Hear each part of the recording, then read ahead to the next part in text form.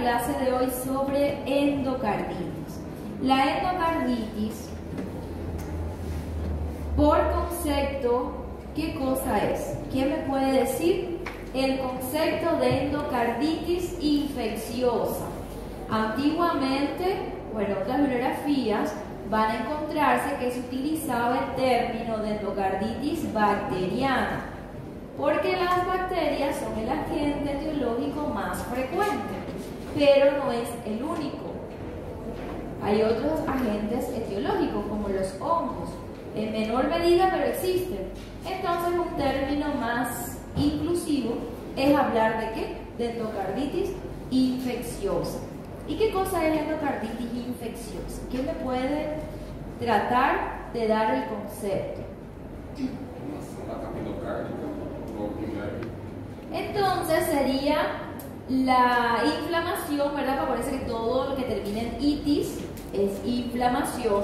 En este caso es por una infección del endocardio, que es esa capa más interna del corazón, porque fue colonizado por agentes patógenos, agentes microbiológicos. Las bacterias dijimos que eran los más frecuentes, y se va a formar una lesión característica que son llamadas vegetaciones. Entonces, el concepto de endocarditis es la infección, ¿verdad?, de ese endocardio por un agente microbiano, bacterias sobre todo.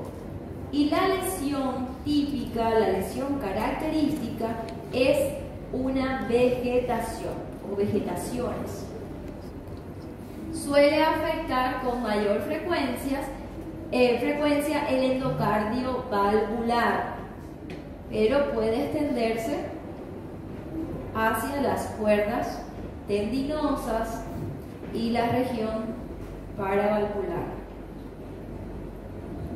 También existen otras condiciones que después vamos a ver, sobre todo en causas o factores de riesgo, que es, por ejemplo, pacientes que tienen un dispositivo electrofisiológico, por ejemplo, tienen un marcapasos, un desfibrilador, y se puede desarrollar una endocarditis alrededor de ese dispositivo. Estas serían las imágenes de las vegetaciones de la válvula. Se forman como unas verrugas, unas vegetaciones. Después vamos a ver cómo se forman esas vegetaciones. Entonces, el concepto es importante. Es una patología que no se diagnostica si no la sospechas. Endocarditis hay que sospecharla, porque vamos a ver después el cuadro clínico. Las manifestaciones que primero aparecen son inespecíficas, son sugestivas de cualquier infección. Entonces hay que pensar en endocarditis y hay que diagnosticarla. ¿Por qué? Porque hay que diagnosticar endocarditis por su alta mortalidad. Por suerte, según la epidemiología, no es tan frecuente, pero tiene una alta mortalidad. Se asocia mucho con los cuidados de salud. Cada vez son más frecuentes las endocarditis relacionadas con los cuidados sanitarios de la atención de salud. Si ustedes revisan bibliografías así más antiguas, viene que la edad más frecuente era en personas más jóvenes. Ahora se habla de la cardiopatía degenerativa y es más frecuente en pacientes ancianos. ¿Por qué se hablaba antes más jóvenes? Porque una de las cardiopatías predisponentes para endocarditis era la reumática. ¿Se acuerdan que vimos que la cardiopatía reumática podía afectar todas las capas? Daba una pancarditis. Entonces, era muy frecuente. La fiebre reumática ha ido disminuyendo. Entonces, a partir de los 50 años de edad, es que se pudiera establecer, sobre todo cuando la cardiopatía predisponente sería la reumática. Actualmente esa degenerativa va siendo un factor predisponente importante. Como habíamos dicho, las bacterias son las más frecuentes, sobre todo estafilococos y estreptococos. Son los tipos de bacterias más frecuentes. Después vamos a ver la etiología. Es muy amplio, pero casi que el 80% o más de las causas de endocarditis son los cocos gram positivos. También tenemos gram negativos y el grupo AC, que después vamos a ver, que es un grupo también de bacterias. Tenemos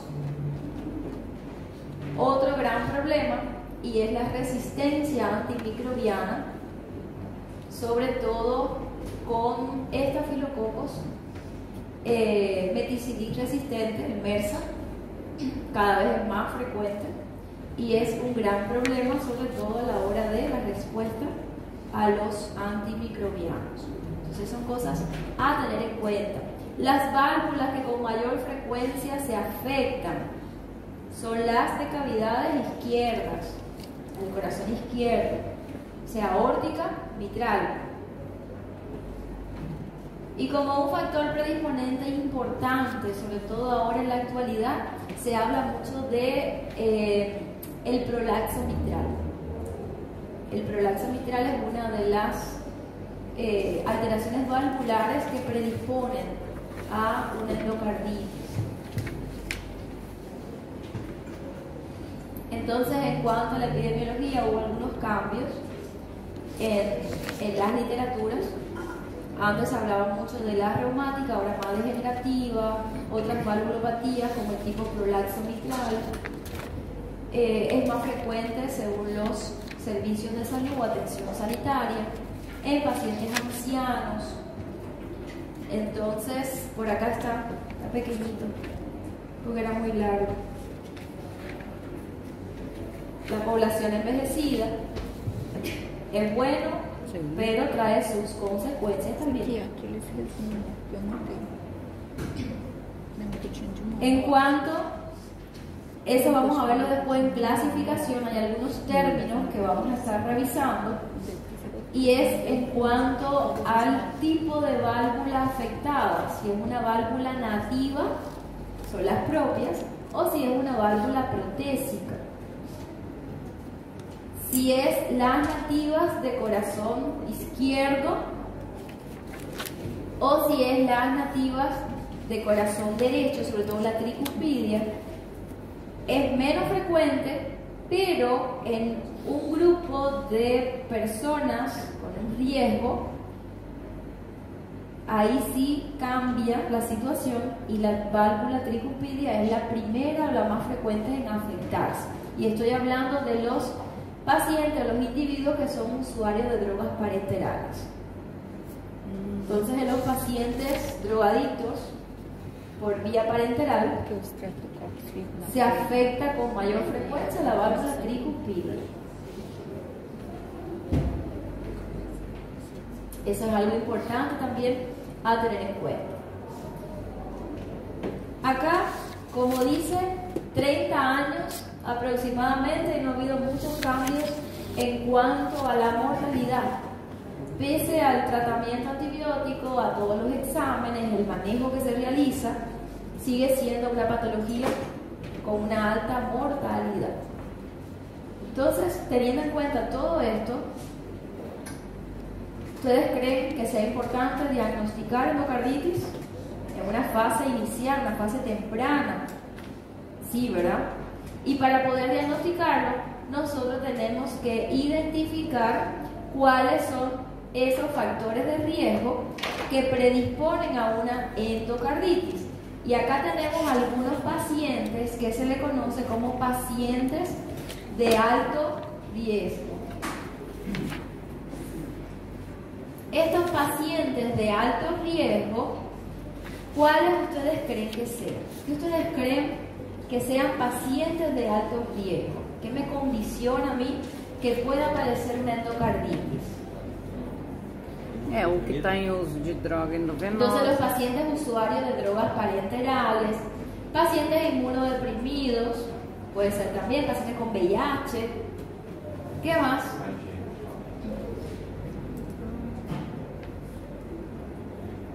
Tiene que ver, pero no exactamente, pero sí tiene mucho que ver y ahora vamos a ver por qué. ¿Qué más? Si estamos hablando que las cardiopatías predisponen a esa endocarditis, entonces pacientes que tengan una cardiopatía previa, pacientes que tengan una cardiopatía congénita, ya haya sido reparada o no, predisponen las valvulopatías. Las valvulopatías también predisponen a esa endocarditis.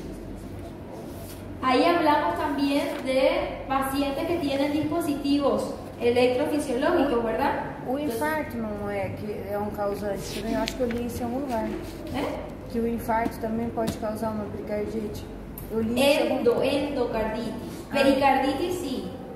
Ahí estaba si era inicial o si era tardía, que era el síndrome de Dressler. Es la pericarditis. Este es endo. Pericarditis vamos a darlo después. Enseguida vamos a ver pericarditis también.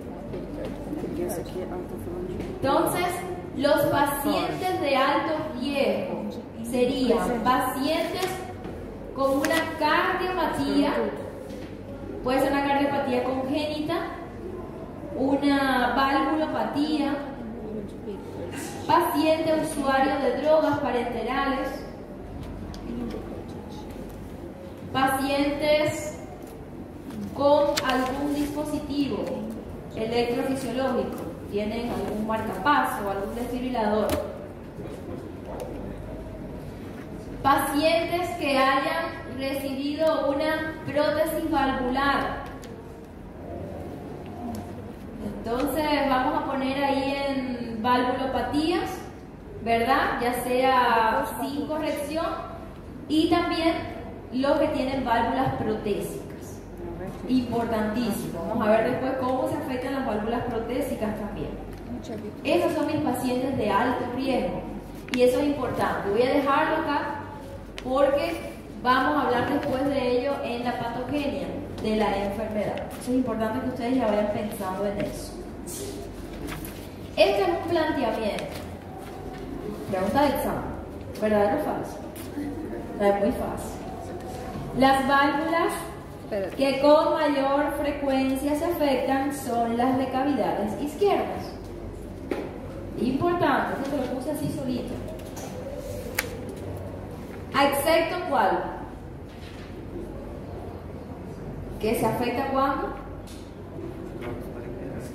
En usuario de drogas parenterales. Ahí es tricupilina. ¿Eh? ¿Qué? Pegar tricúspide. E tem bactérias paradas no sangue. Vamos a ver ahora eso, ¿no? Las que, de forma general, las de cavidades izquierdas. Ahora, en usuario de drogas, las válvulas derechas. Y en dispositivos también, ahí puede dar también derecha, cuando es dispositivos electrofisiológicos. Pero vamos a ver ahora enseguida esa parte.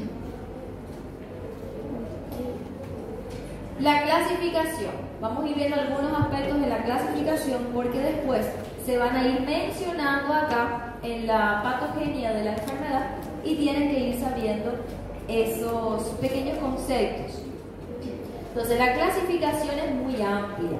Se puede clasificar según el tiempo en la aparición de los síntomas. Se puede clasificar de acuerdo a la válvula afectada, si es nativa, si es protésica. Se puede clasificar de acuerdo a los resultados de hemocultivos, cuando dan positivos, cuando dan negativos. Entonces, esas clasificaciones son variadas. ¿Cuál es importante? Bueno, esta en cuanto a válvula nativa, acuérdense cuando hablamos de nativa es la propia, ¿verdad? Tuvo un recambio valvular. Izquierda puede ser aguda, subaguda y crónica.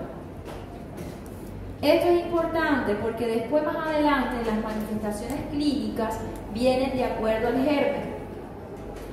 Entonces, generalmente las endocarditis estafilocóccicas suelen dar un comienzo agudo y tiene una, digamos, una evolución fulminante, más grave.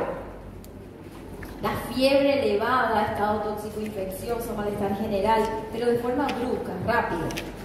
Después lo vamos a ver, pero a eso es lo que se refiere también como agudo. Y subaguda o crónica, otros tipos de germen o condiciones del paciente. Por ejemplo, en el caso de los estreptococos, tienen una forma de presentación subaguda, es como más insidiosa, más lento, es una fiebre más leve, una febrícola, tiene toma del estado general, pero es como de forma más lenta.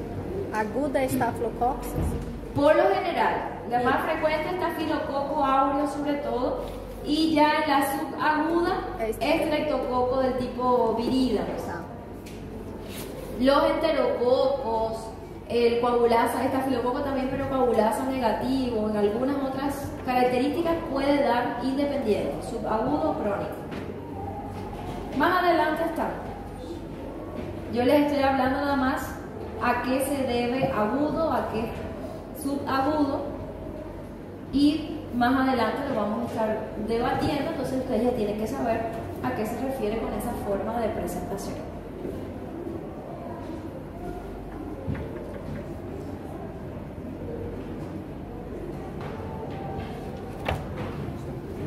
Este es importantísimo, sobre todo en el manejo, en el tratamiento. Por lo tanto, de todas las clasificaciones, yo digo que esta es una de las más importantes. Es en el caso de una endocarditis de válvula protésica. Ahí puede ser si aparece en menos de 12 meses de la cirugía, ¿verdad? Se le hizo una cirugía y en esos 12 primeros meses aparece una endocarditis, se dice que es de forma temprana. Y hay una subclasificación de precoz que es en 2 meses. Eso en algunas biografías van a encontrarlo así. Es como una subclasificación. Cuando es válvula protésica temprana, viene un nombre que es precoz. Es como primero que temprano. Y es en los primeros 2 meses. Y ahí a veces el diagnóstico de una endocarditis, o sea, hay que sospecharla, pero es más difícil porque uno piensa, sobre todo se aparece así en las primeras semanas, si es por una, digamos, infección del catéter, por la herida quirúrgica, por otras causas. Entonces hay que hacer diagnósticos diferenciales. ¿Será una endocarditis o será realmente por una complicación de la propia cirugía, que no sea esta? Esta precoz cada vez es menos frecuente. ¿Por qué? Porque se toman las medidas, ¿verdad? Digamos, en cuanto a las medidas higiénicas, la asepsia, antisepsia, todo durante la cirugía, la profilaxis también antibiótica que se realiza. Entonces, cada vez menos frecuente. ¿Por qué importante esta clasificación? Por el manejo, el tratamiento. Es diferente cuando es un tratamiento para una endocarditis temprana o cuando es tardía. Ya en la tardía es después de 1 año. Hay una epitelización de la válvula, entonces, o sea, de la prótesis, y se comporta muy similar a una nativa. Entonces ya después de 1 año, el tratamiento ya va a ser muy similar a la válvula nativa. Esa es una de las diferencias. Por eso es importante saber cuándo es temprana y cuándo es tardía. Entonces viene con una clínica sugestiva de endocarditis y el paciente en antecedente, mira, me hicieron una cirugía hace 15 meses, hace 2 años, y ahora recién está con la endocarditis, entonces ya eso es tardío. Pero si dicen, no, hace 5 meses, hace 6 meses, 7 meses, menos de 1 año, se hizo la cirugía, eso es temprano. Eso es importante. Ahora, en la derecha, endocarditis derecha, es relacionada con dispositivos. Incluso esto de válvulas protésicas, acuérdense que cuáles eran las más frecuentes. Aórtica, mitral, son izquierdas. Sobre todo la aórtica, que es la que más cirugías se hacen al año, de recambios valvulares. Según el modo de adquisición, ya que tienen neumología, para que no se olviden de neuma, no es exactamente igual, pero según el modo de adquisición puede ser también adquirido en la comunidad o puede ser relacionado con los servicios de salud. En estos relacionados con los servicios de salud o la asistencia sanitaria se vuelve a subdividir. Tenemos nosocomial, de nosocomio, de hospital. Es pacientes que tienen endocarditis o que aparece, ¿verdad?, las manifestaciones después de 48 horas de internado en el hospital. Y no nosocomial es cuando se relaciona, sí se relaciona con un servicio médico, pero no estaba hospitalizado. Por ejemplo, pacientes que se realizan hemodiálisis de forma crónica. Algunos pacientes que están en un hogar de ancianos, en un asilo, un geriátrico, y tienen algún cateterismo, alguna puerta de entrada, alguna infección que les genera una endocarditis. Esos serían los no nosocomiales. Se relaciona con un procedimiento médico, pero no estaba hospitalizado, no estaba internado en el hospital. Y después tenemos, lo veo bien, la adquirida en la comunidad. Esa es la que no cumple con ninguno de los criterios anteriores, ¿verdad? No tuvo ningún procedimiento médico, se hizo hemodiálisis, cateterismo, acceso, nada. Estaba en su casa, en la comunidad. O ese paciente que no tiene relación con los servicios médicos, pero aparece con una endocarditis en menos de 48 horas de estar hospitalizado, ¿verdad? Para hablar de nosocomiales, más de 48 horas. Si el ingreso lleva 24 horas internado y tiene una endocarditis, no, eso es adquirir en la comunidad también. ¿Okay? Tenemos otro tipo de endocarditis que por su importancia también se clasifica así y es asociado con las drogas endovenosas. Y fíjense, el 73% afecta tricuspidia. Nesse caso, associado com o uso de drogas, o paciente tem que estar com endocardite, ser usuário de drogas, já fecha? Porque, ou tem que ter algum outro marcador? Porque, Tiene que tener. Ah, tem que ter outro marcador. Ahora vamos a ver, sí. Va a tener. Este usuario de drogas, yo lo voy a incluir aquí. Aqui está o estrepto. Vamos a ver. Y esta estadística, fíjense, después vamos a ver en complicaciones de endocarditis, tenemos los embolismos sépticos. Entonces, como que acá se afecta la tricuspidia, ¿hacia dónde se van a ir esos embolismos? Pulmón. Entonces, este paciente con mucha frecuencia hace neumonías necrotizantes o embolismos sépticos pulmonares. Después vamos a ver bien el cuadro clínico.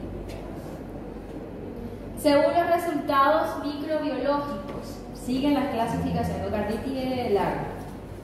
Por eso tenemos tiempo, ¿sabes? Según los resultados microbiológicos, tenemos endocarditis con hemocultivo. Y acá ya estamos adelantando, ¿verdad? Un examen complementario importantísimo. Fíjense, es importante que me está clasificando la endocarditis. Según los resultados microbiológicos, tenemos endocarditis con hemocultivos positivos. Por suerte, son los más frecuentes.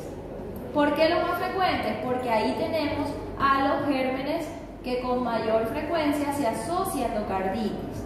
Por ejemplo, Streptococcus, Staphylococcus. Tenemos otra clasificación que serían los hemocultivos negativos. ¿Querías revisar? No. Con hemocultivos negativos. Y acá es donde hay que tener en cuenta algunos factores. ¿Por qué tengo hemocultivos negativos? Puede ser que sea por el uso de antibiótico previamente. Después en las manifestaciones clínicas vamos a ver que las primeras que aparecen son muy inespecíficas, puede ser una infección en cualquier nivel. ¿Y qué hacen los pacientes que se automedican o algunos médicos sin sospechar? No vinieron a la clase de endocarditis, no sospechan después que pueda tener endocarditis y dicen, una infección urinaria, no, antibiótico. Además de resistencia, cuando se usan antibióticos, me puede dar hemocultivos negativos, puede ser una de las causas. Entonces yo no estoy encontrando en la gente en un hemocultivo, esa puede ser una causa. Otra causa son microorganismos que ellos son los llamados microorganismos fastidiosos, esos que demoran en crecer en hemocultivos. Por acá habían monitores de micro, ¿verdad? ¿No ustedes? ¿Quiénes eran? Acá no había, no era fisiología, sí. Acá no había uno que era monitor de micro, no había dicho, o de histología, no, ¿verdad? No era de micro, yo pensé que era de micro, sino para que nos hablara de esos microorganismos. No, yo pensé que era en este grupo. Entonces tenemos unos llamados microorganismos fastidiosos. Los microorganismos fastidiosos son unos que se demoran en crecer en hemocultivo. Después vamos a ver en los criterios que casi siempre a las 48 horas ya hay crecimiento. Pero precisamente si a las 48 horas no hubo crecimiento bacteriano y uno tiene que sospechar y dice, bueno, yo sigo pensando que es endocarditis. Sospecha clínica es importante. Pero ¿será que es por un germen de esos fastidiosos? Vamos a dejarlo por 7 días, por más tiempo. Entonces yo dejo el hemocultivo por más tiempo. Pero hay otras etiologías que ellos suelen dar hemocultivos negativos. Ese sí da constantemente negativos. Entonces yo necesito de otras pruebas diagnósticas como serologías para ese diagnóstico. Por ejemplo, tenemos asociados a esos hemocultivos negativos los del grupo ASEC. Este grupo ASEC son por siglas, son estos gérmenes. Tenemos al hemófilo, Actinobacillus, Cardiobacterium, Eikenella, Eikenella quintai. Así se llaman, yo no les puse los nombres. Son los del grupo ASEC. Los del grupo ASEC después vamos a ver se llaman ASEC pero por esas siglas, ¿verdad? De ese grupo de bacterias, son gram negativas. A veces no son del grupo ese que da hemocultivos negativos, sino más los fastidiosos, los que demoran en crecer.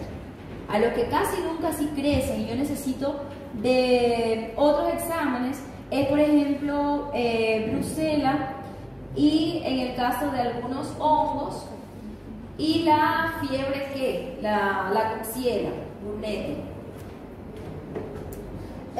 Essa brucela é que causa brucelose, certo? Então, assim, aquelas pessoas do campo que tipo aplica vacina nas vacas, ela corre o risco de se auto-injetar, corre o risco de ter uma pericardite futuramente, no caso? Endocardite, Vamos a ver la patogenia acá. Porque se necesitan de algunos elementos para que se produzca una endocarditis, no solamente el germen. Ahora vamos a ver la patogenia y ahí ustedes me van a decir entonces si puede tener o no puede tener endocarditis. Enseguida me llega la patogenia.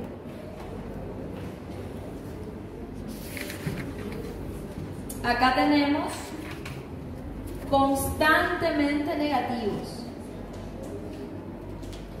Acá Bartonella, Coxiella, dentro de los más frecuentes. La clínica que sea muy subjetiva es la que tú dices, bueno, esto parece endocarditis. Puede ser ese tipo de germen que da constantemente negativo, se le hacen varios hemocultivos no simultáneos y siempre están dando negativo. Incluso uno dice, bueno, vamos a esperar más tiempo, puede ser un germen de esos fastidiosos, lo dejamos por 21 días, pero ni en 21 días creció. Entonces puede ser este tipo de germen. Entonces yo tengo que indicar otras pruebas. Aqueles germes Haemophilus, Acinetobacter, eles son fastidiosos. Esses são? Pensei que era. Ese dan hemocultivos negativos. ¿Qué pasa? Que el hemocultivo, después vamos a ver cuáles son las indicaciones de hemocultivos. Uno casi siempre pide dos aerobios y un anaerobio. Se dejan por lo general 48 horas. En 48 horas los gérmenes más frecuentes que dan cultivos positivos, ahí ya enseguida, crecimiento para Staphylococcus aureus, no un Streptococcus bovis, por ejemplo, o mutas. Ahí ya me salió. Pero después de 48 horas dicen, no está creciendo nada acá. Tú dices, bueno, ¿será eso que me da negativo o será el fastidioso? Le dice, pero la sospecha de endocarditis es grande. Tú dices, vamos a dejarlo más tiempo. Dice la verdad, no me botes el hemocultivo. Déjalo por 7 días entonces. Y ahí me dejan el hemocultivo por 7 días. Y a veces esto es fastidioso, entre 7 y 21 días, ahí comienza, sí, mira, acá está. Eso demora más tiempo. Por eso que dice que pueden dar negativos, porque el plazo que se toma normalmente para un hemocultivo no creció nada ahí. Ahora, en estos casos, aunque se deje un año, no crece, son negativos. Esa es la diferencia, eso es lo que llaman gérmenes fastidiosos, demora. Pero en el tiempo recomendado me da negativo. Por eso que se habla de hemocultivos negativos. Y otra causa, antibiótico terapia previamente. Tomo antibiótico, puede dar negativo también.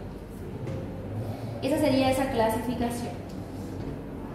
Bueno, acá quedan bien resumidos esos factores de riesgo que estuvimos hablando. Esos son mis pacientes de alto riesgo. Pero para hablar de alto riesgo, son factores de riesgo. Para hablar de alto riesgo, tengo sobre todo el uso de drogas, valvulopatías, cardiopatías en general, válvulas protésicas, antecedentes de endocarditis. Pasa que ya tuvo una endocarditis, bueno, tiene riesgo, ¿verdad?, de tener nuevamente. Dispositivos intravasculares, pacientes que se realicen una hemodiálisis de forma crónica y pacientes inmunodeprimidos o con VIH. Estos pacientes con VIH se agregó más recientemente, no eran considerados así como un factor de riesgo importante. Entonces acá tenemos mis criterios, mis pacientes de alto riesgo. ¿Por qué se pone la edad, el sexo masculino? Sí, son factores de riesgo también. A mayor edad, acuérdense que ahora las cardiopatías que más predisponen son las degenerativas. Por supuesto, un paciente de más de 60 años ya puede tener cualquier situación ahí, ¿verdad?, del corazón que me predisponga. Pero no es lo único que se necesita. Y vamos a ver entonces enseguida la patogenia de la enfermedad y ahí van a entender bien. Con este y un receso, no se preocupen. Dispositivo intravascular entra o stent pós. Ahí es más marcapasos, desfibriladores y cateterismo, sí, también. También puede ser.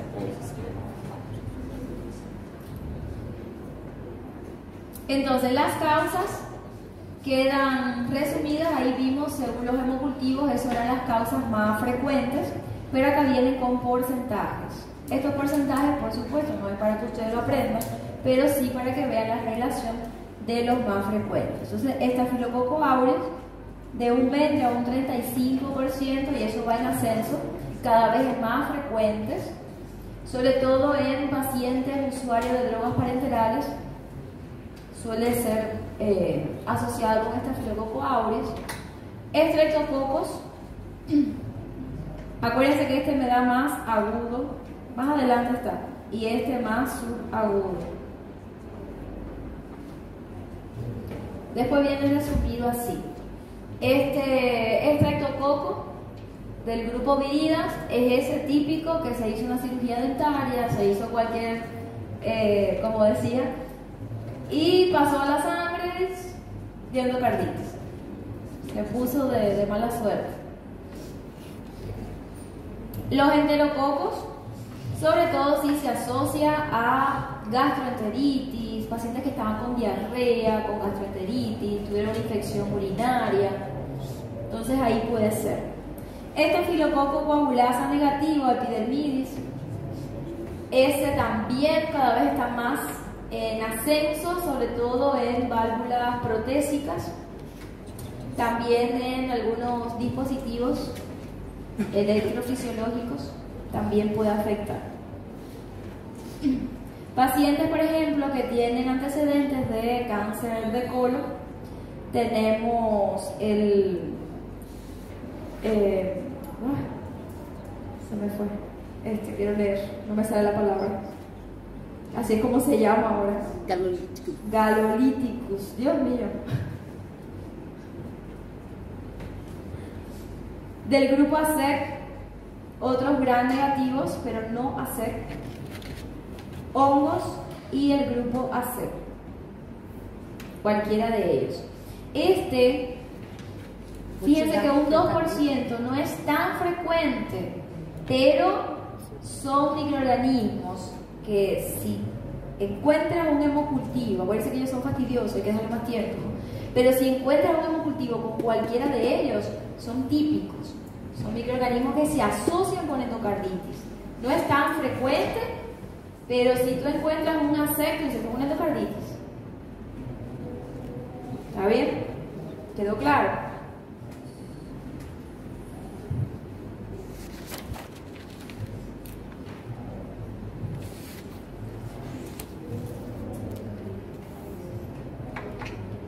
Ya fuimos hablando, después ustedes revisan, porque es muy largo, entonces nos acabo de terminar. Acá vienen los gérmenes en dependencia de la clasificación que vimos anterior. Pero eso ya fuimos hablando.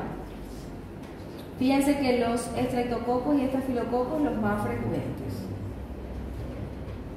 Válvula nativa, poco frecuente el coagulasa negativo, afecta más válvulas protésicas. Mira, ese es tocayo mío, Quintana, pero no soy yo. ¿Tiene apellido o no soy yo? Al fin un apellido latino ahí, bueno, español en realidad es mi apellido. ¿Viste? Pero para una bacteria. No fue para un descubrimiento, fue una bacteria. Bueno, esos son algunos de esas etiologías, después ustedes las revisan. Acá sobre prótesis, acá sí están coagulasa negativo, estafilococo epidermidis.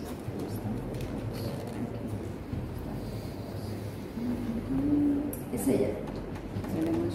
Desfibriladores también. Ahí estafilococo, sobre todo coagulasa negativo, epidermidis o estafilococo aureus.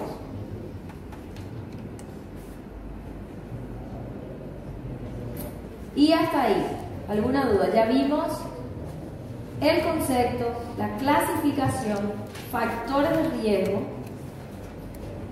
vimos las causas y enseguida entonces vamos a ver cómo se produce esa enfermedad, cuál es la fisiopatología de una endocarditis. Entonces no sé si están bien para seguir o quieren un café o continuamos, ¿qué prefieren? ¿También? ¿Café? ¿Café? Bueno, ya sabemos entonces el concepto de endocarditis, cuál es la lesión característica de la vegetación, cuáles las cavidades o las válvulas que con mayor frecuencia se afectan, pues son las izquierdas, cuáles son esos factores de riesgo Y ese es importantísimo porque me va a dar estos pacientes de alto riesgo que vamos a ver.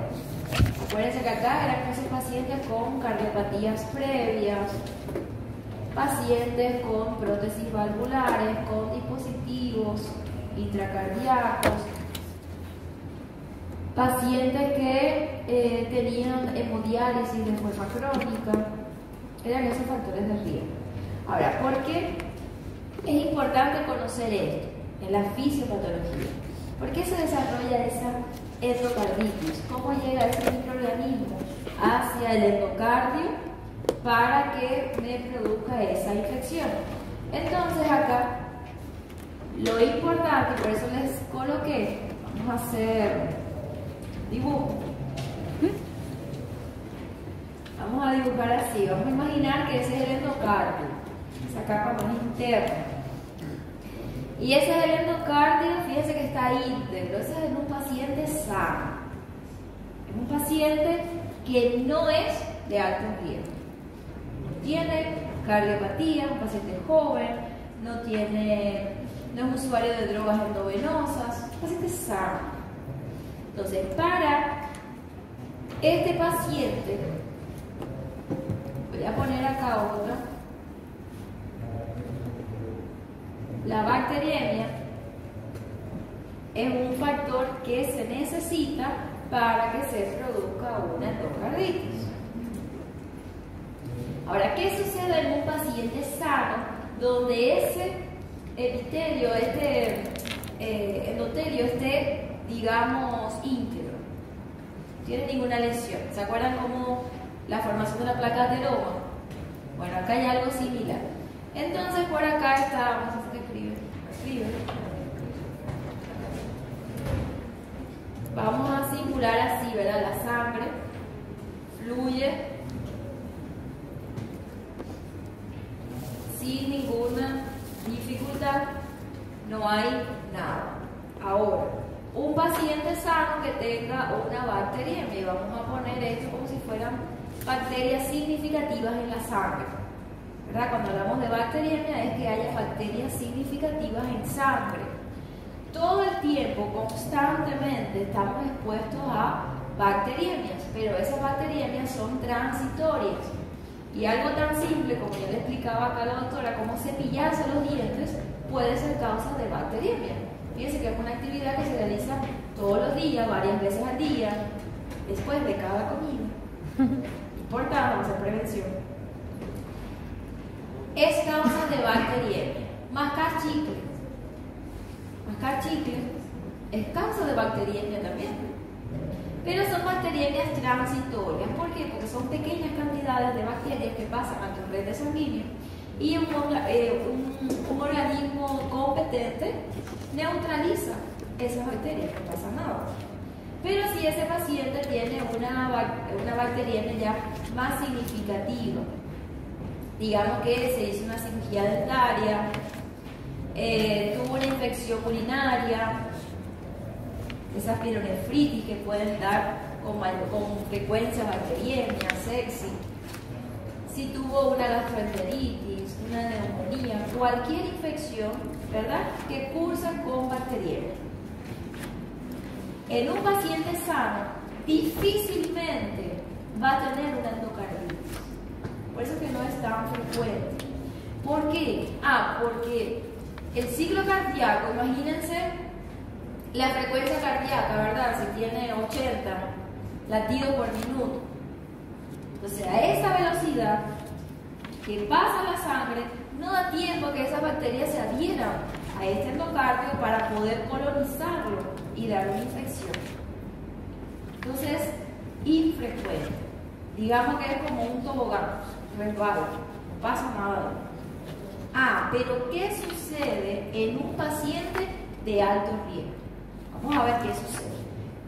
Todavía no tiene bacteriemia. Entonces esta condición todavía no existe. ¿Por qué hablamos de este paciente? Bueno, porque ese paciente me va a dar una lesión en el endocardio. Y esta lesión con mayor frecuencia es en las válvulas. Esa lesión ahí alrededor de la válvula perivalvular o en el endocardio valvular, es parecido a esa lesión endotelial. Bueno, acá sucede algo similar. Cuando esa se lesiona, esa cardiopatía predisponente, esa valvulopatía, a veces el solvente de las drogas, por eso que en los usuarios de drogas no es solo por la puerta de entrada, sino porque el solvente de la droga son, digamos, nocivos para el endocardio, lesionan el endocardio. ¿Qué sucede? Bueno, en esta lesión comienza una agregación plaquetaria y de fibrina y se va formando esta lesión acá. Esa lesión en algunas bibliografías van a encontrarse con estas siglas: endocarditis trombótica no bacteriana. Esa es una vegetación, una lesión aséptica. Ahí no hay bacterias ahora, hay gérmenes. Entonces eso da una endocarditis trombótica no bacteriana. Ahora, ¿qué sucede si este paciente de alto riesgo que pudo haber desarrollado esta lesión ahora sí tiene una bacteriemia significativa? Bueno, pues que en esta lesión la sangre, en este caso ahora, ya no pasa así libre, digamos que choca contra esa lesión y es como si tuviera una rugosidad. Imagínense un tobogán, ahora que se acerca el verano, se va a un parque acuático, están en un tobogán, ahora tiene unas rugosidades como cuando pasan por ahí como que, ¿verdad? Entonces, ¿qué sucede? Que estas bacterias tienen mayor probabilidades de adherirse a esta lesión trombótica. Comienzan a adherirse las bacterias acá y estas bacterias que estaban en la sangre, la bacteriemia, comienzan a adherirse en esa lesión.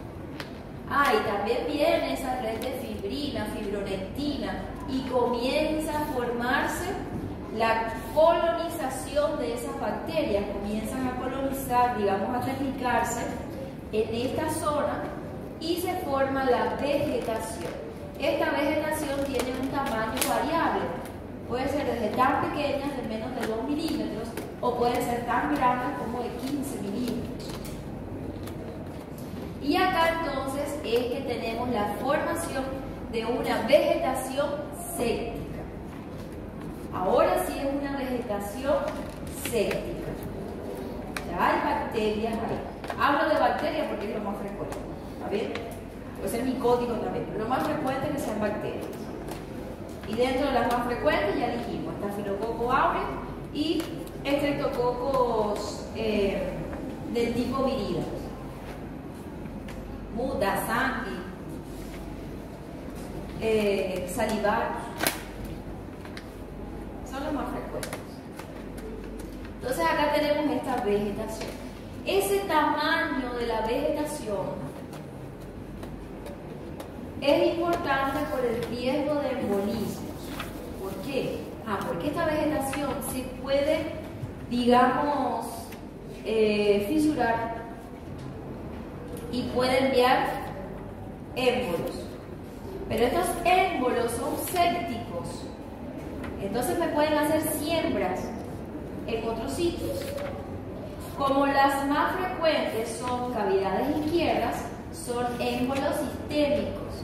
Y eso puede ir a cerebro, riñones, puede ir al vaso, a hueso y dar osteomielitis. Puede alterar o afectar la microcirculación. Y en el caso de los usuarios de drogas parenterales, que se afecta más la tricuspidia, entonces estos embolismos sépticos se van hacia el pulmón. Por eso es que en ellos la clínica tiene que ver con esa neumonía necrotizante. Da ese dolor pleurítico, la fiebre, dificultad respiratoria. Esa sería la fisiopatología. Por eso es que se habla de pacientes de alto riesgo y otra condición es la bacteriemia. No solo por tener un riesgo para endocarditis significa que esos pacientes van a tener endocarditis. Esse êmbolo necrosante, ele pode ser fator inicial de uma outra enfermidade em outro lugar do corpo. Complicaciones de la endocarditis. Complicaciones a distancia. Hace siembras sépticas a distancia. Antiguamente era muy frecuente el vaso empleo. Ya con la era antibiótica todo es menos frecuente. Pero en ese paciente que tenía una fiebre de origen desconocido, decía, ¿y por qué? ¿Qué pasa? Había que pensar en esto. Entonces, estos pacientes necesitan de una bacteriemia. Por eso es que un paciente sano puede tener una infección y no necesariamente desarrollar una endocarditis. O sea, bacteriemia no es sinónimo de endocarditis. Se necesita de una lesión previa que era séptico y ahora sí con la bacteriemia se hace séptico y ahí se forma una vegetación característica. Y algo que viene después, más adelante, es un tratamiento, pero si acá es una vegetación que me está bien localizada, cubierta acá por una red, ¿qué ustedes creen con la terapia? Porque ya saben que hay que darle antibiótico, antimicrobiano. Sé que el término correcto es hablar de antimicrobianos, porque antibiótico en contra de la vida, entonces en contra de la vida nuestra también. Antimicrobiano. ¿Qué ustedes creen que sea importante tener en cuenta ahí?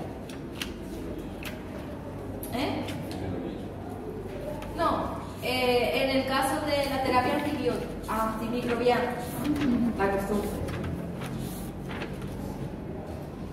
Tienen que ser, eso vamos a ver. Sí, tiene que irle a los gérmenes más frecuentes. Si yo no tengo hemocultivo, puede ser empírico. Pero algo importante que después vamos a ver, pero tiene que ver con es que tienen que ser bactericidas. No pueden ser bacteriostáticos. Ellos tienen que llegar a y eliminar esa vegetación séptica que está ahí. Entonces, tienen que ser bactericidas, tienen que ser a alta dosis del antibiótico y por un periodo de tiempo también prolongado. Rápidamente no me van a eliminar esas bacterias dentro de esa vegetación. Se está por un tiempo prolongado. Vamos a ver el tratamiento, pero eso es importante y sale de acá. Después lo voy a ir mencionando, pero para que sepan por qué. Por la fisiopatología, por acá. Bueno, después acá entonces viene un dibujito más bonito para que ustedes revisen cómo es que se produce. Otra situación que se habla es de pacientes de alto riesgo y, por ejemplo, situaciones de alto riesgo. Esas situaciones de alto riesgo, en estos pacientes, para la redundancia, de alto riesgo, son los que pudieran tener un tratamiento preventivo, una profilaxis. Precisamente por el riesgo de endocarditis. Eso después lo vamos a ir manejando, pero hasta acá van entendiendo. Lindo el tema de endocarditis, ¿verdad? Bueno, ahí queda entonces bien resumido todo lo que es la fisiopatología de la enfermedad. Eso después ustedes lo revisan y lo leen, pero es lo que estuvimos hablando. Ahí explica bien las vegetaciones, cómo se forman y después por la infección metastásica. Esa es la siembra a distancia que hacen esos embolismos. Mientras mayor el tamaño de la vegetación, más riesgo de embolismos tiene. Tanto así que después hasta para el tratamiento quirúrgico. Puede tener tratamiento quirúrgico también.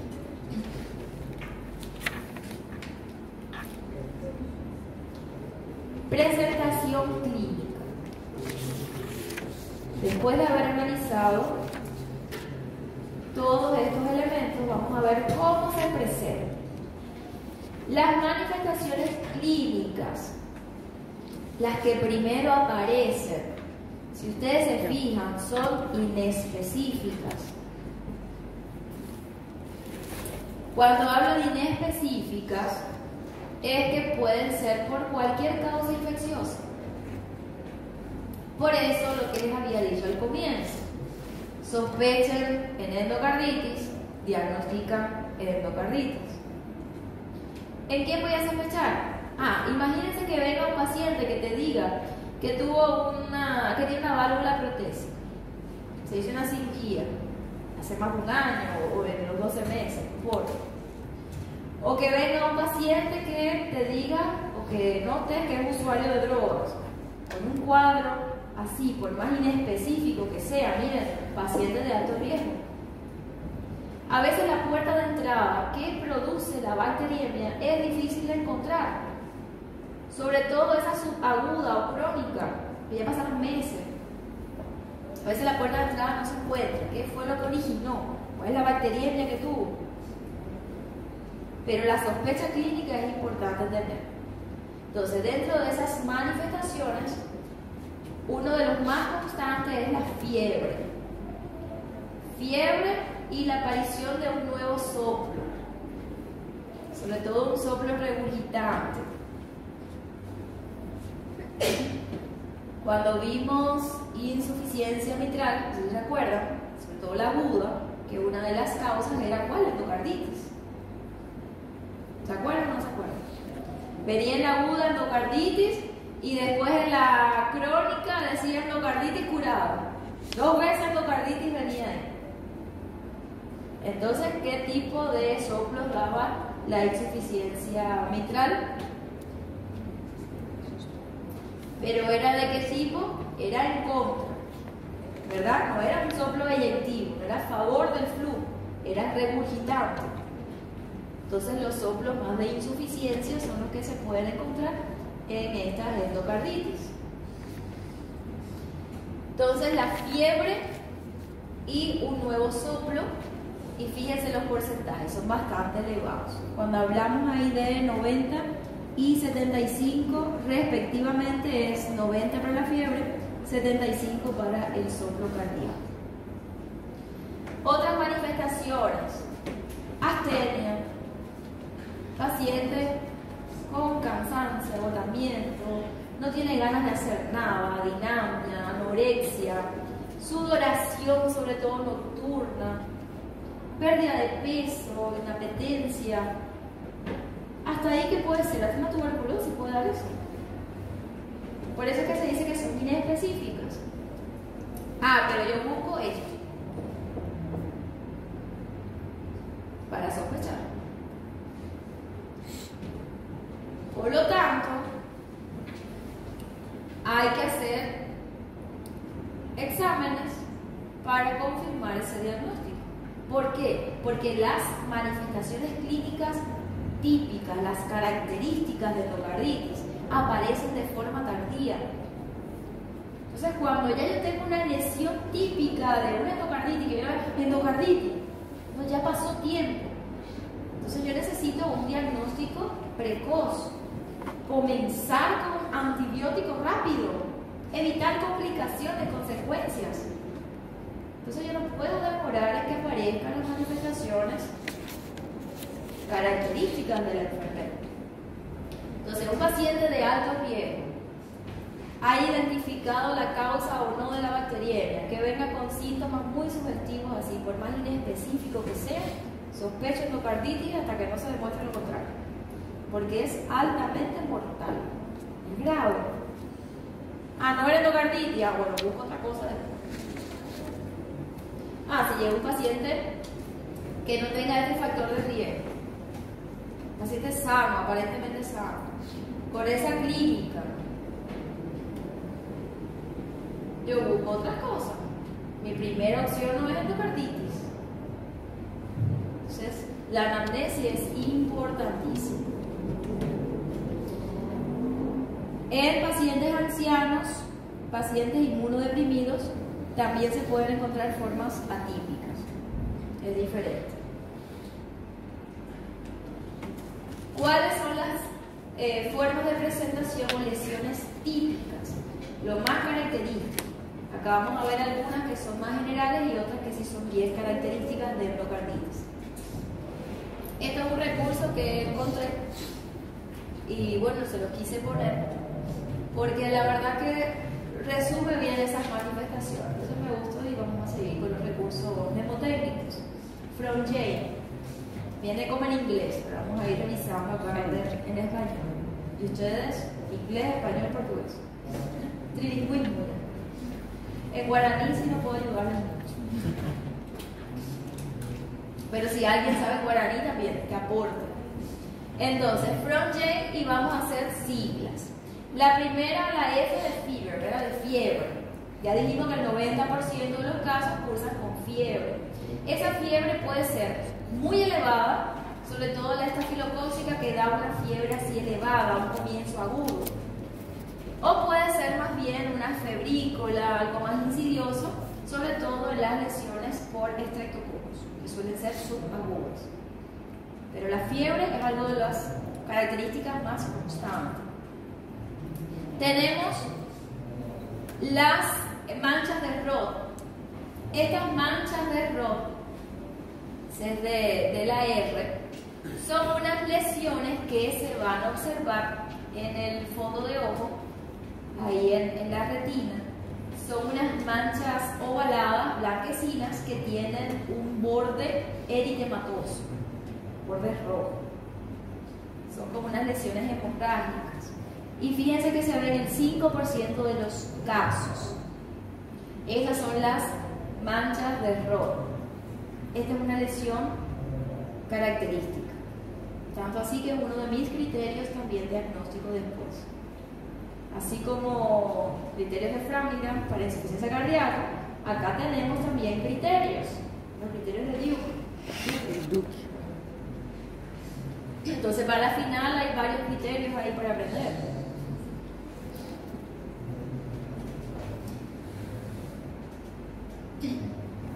Los nodos de Osler.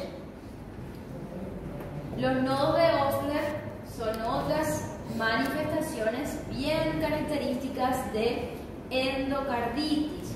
Son unas nodulaciones, las tumoraciones pequeñas, son efímeras, o sea, pueden durar pocas horas o días y tienen una característica y es que son muy dolorosas, duelen.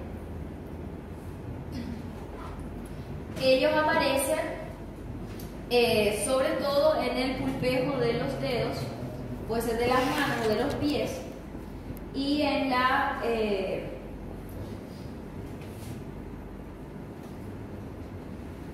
ahí este es no sé si era acá, creo que estaba equivocado de esa.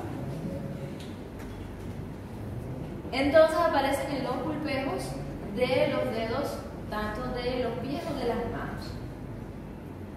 Esos son los nodos de Osler. Y acuérdense que son dolorosos. Porque hay otras patologías que me pueden dar nódulos así, como subcutáneos, pero no son dolorosos. Por ejemplo, la misma fiebre reumática me puede dar nódulos subcutáneos. En este caso, duele.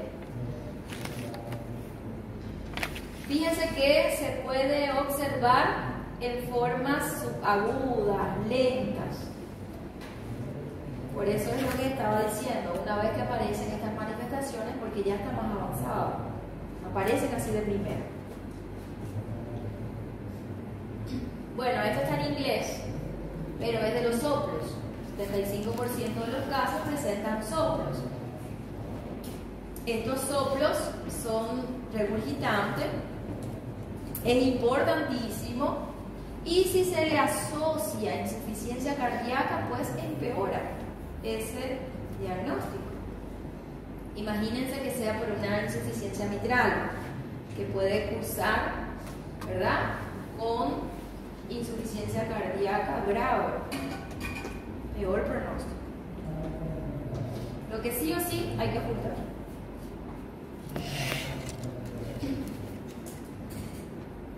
Lesiones de Genway, otras lesiones características. Estas lesiones son por afección microvascular y son como unos eritemas, también que se producen en la palma de las manos o en la planta de los pies. También es bastante característica. Fíjense ahí en las imágenes, tanto en los pies como en las manos. Acá hay otra que después vamos a ver. Vamos a ampliar. Miren cómo está esa uña. No sangre. Eso se llama hemorragia en astilla. Astilla. Ay, el otro grupo me dijo lo que era en portugués. Ferpo. Imagínense esta mesa, miren, esta mesa así que hace estas cosas así de la maderita, ¿verdad? Que queda así como esa astillita, ese palito así finito. Imagínense clavarse esa en una uña así. Porque esas son las hemorragias en astilla. Fíjense que este tiene dos tipos de lesiones acá importantes.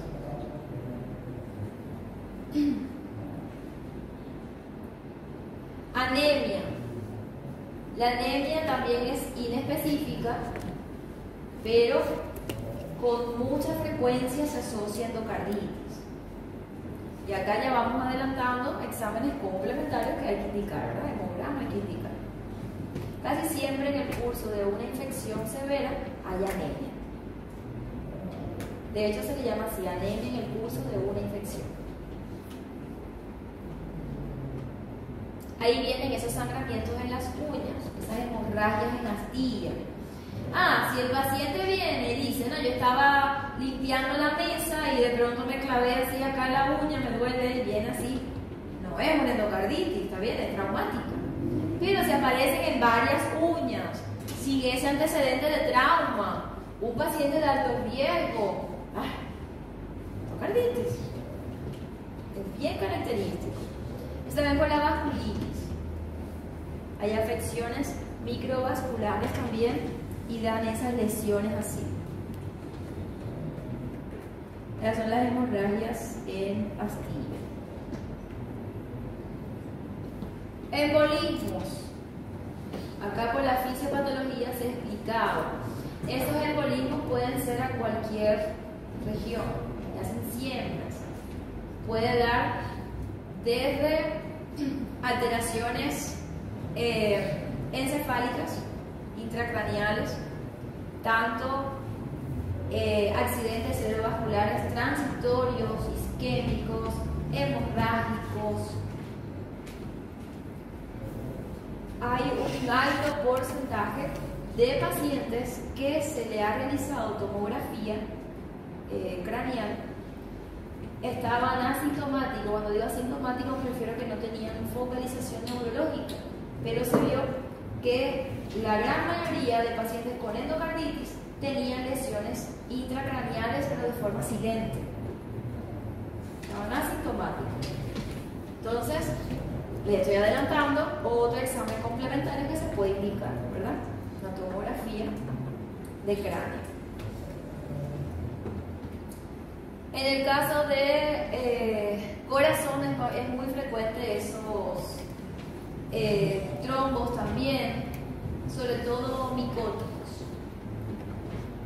En la circulación también aneurismas, en el caso de hongos. Vaso cada vez es menos frecuente. Antes se asociaba a endocarditis y esplenomegalia. Ya con la era antibiótica ha disminuido bastante. Pero cuando sospechar a ese paciente que no mejora, una fiebre de esa que no se sabe de qué viene, la fiebre no, entonces hay que hacerle o tomografía abdominal o ecografía abdominal, buscando lesiones esplénicas. Hay causas también o pacientes que han tenido esta rotura esplénica y hay que hacerle cirugía. En las uñas, bueno, ya vimos las hemorragias en astilla, renales también me pueden dar, por esos embolismos, esas lesiones, me puede afectar el riñón. Incluso por reacciones también inmunológicas, ese paciente puede llegar a desarrollar hasta una glomerulonefritis. Entonces fíjense que la endocarditis, por más que es una infección del corazón, puede dar manifestaciones sistémicas. Son muy amplias. Entonces, bueno, eso sería ese from Jane, ese recurso mnemotécnico de las manifestaciones más características. La anemia, la fiebre, puede ser por cualquier otra cosa, cualquier infección. Eso es lo que me dice que hay una infección. Pero ya las manchas de Roth, los nodos de Osler, esas lesiones de Janeway, las hemorragias en astilla, ya son más clásicas. Ustedes se encuentran en eso, piensen en endocarditis. Solo da una endocarditis, pero aparecen de forma más lenta. Entonces no hay que esperar a que aparezcan esas lesiones. No hay que, no, yo voy a esperar a ver si tiene una mancha de una lesión esa de Janeway o un nodo de Osler para ver si es una endocarditis. No espero, ¿verdad? Paciente de alto riesgo, clínica sugestiva, hay que pensar, hay que hacerle el abordaje. ¿Alguna duda hasta acá? Bueno, más adelante viene manifestaciones según la etiología. Ya fuimos viendo, por eso voy a ir pasando más rápido. Acá los gérmenes más frecuentes, Staphylococcus aureus, habíamos dicho que tiene una forma de presentación aguda, más llamativa, más fulminante, es la forma en que muchas bibliografías lo han resumido. Una presentación fulminante, es grave. Fíjense la mortalidad del 50%. Y hay un gran problema a nivel mundial, sobre todo en países desarrollados, por ejemplo en Europa, y es el penicilin resistente, el MRSA. Entonces ahí, con los tratamientos, hay dificultad. En otros países no hay tanto problema así con el MRSA, entonces a veces las terapias, digamos, que se utilizan, las clásicas, suelen responder bien al tratamiento. Otra característica son las vegetaciones. Suelen hacer vegetaciones grandes. Y habíamos hablado que mientras mayor el tamaño de la vegetación, más riesgo de embolismos. Hay incluso para criterios quirúrgicos, creo que estamos adelante, se habla que si es una válvula nativa, una vegetación de 15 milímetros, puede tener un criterio quirúrgico por el riesgo de embolismos. Y si es sobre una válvula protésica, ya con 10 milímetros se considera riesgoso. Entonces depende del tamaño de esa vegetación. En el caso de los estreptococos, suele ser más subaguda. Las manifestaciones inmunológicas son las que más se evidencian. Los embolismos más a sistema nervioso central y se asocia con una mala higiene bucal. Ese es el clásico, ¿verdad? Que tenía una caries, tenía una infección y esa fue la causa de la bacteria. Pero acuérdense que no es solamente la mala higiene bucal. Se puede tener caries, se puede tener patologías odontológicas, pero si no tienes un factor de riesgo de no tienes por qué desarrollar una endocarditis. Entonces no vamos a generalizar. Pero estos que tengan eso y si están, ¿verdad? Cometen riesgo. El Staphylococcus epidermidis o coagulasa negativo tiene presentación subaguda o crónica. Es más frecuente, como habíamos dicho, en válvulas protésicas y con menor frecuencia en las nativas, que se afecta más cuando hay prótesis valvulares.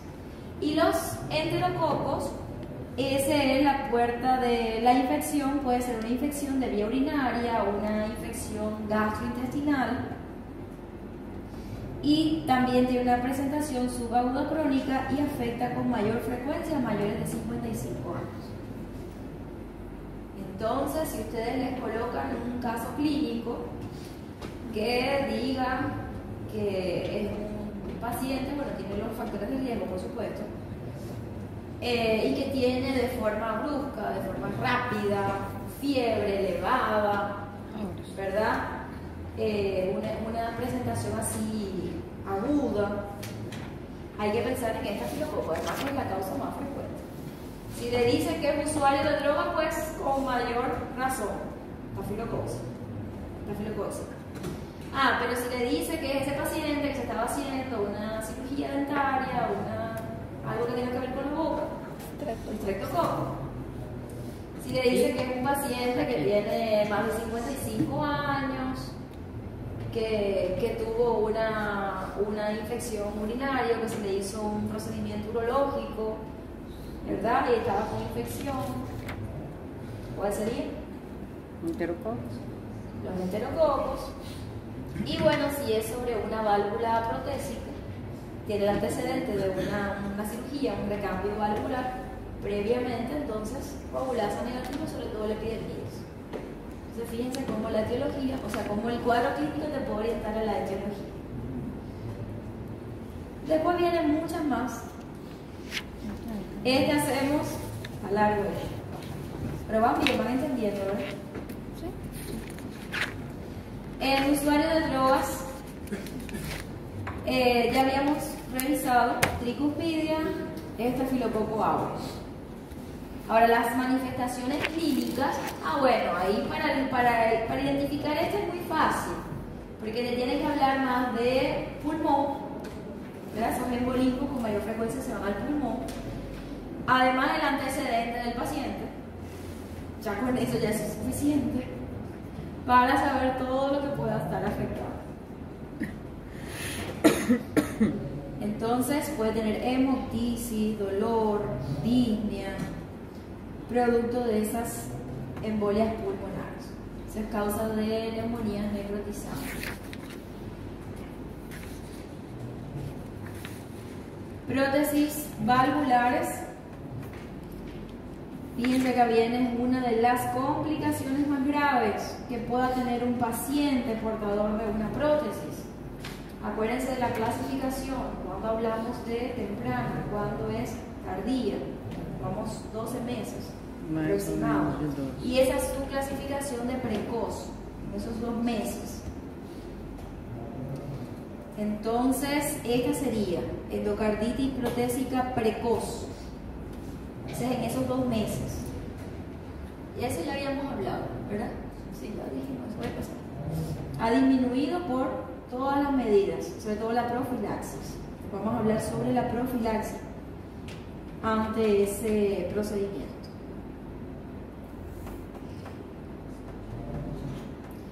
El cuadro es muy similar: fiebre, un síndrome tóxico infeccioso, puede dar también embolismos y la disfunción protésica, deja de funcionar. Después, en exámenes complementarios, vamos a revisar que si se le hace un estudio de imagen y vemos una dehiscencia de esa prótesis, puede ser por la endocarditis.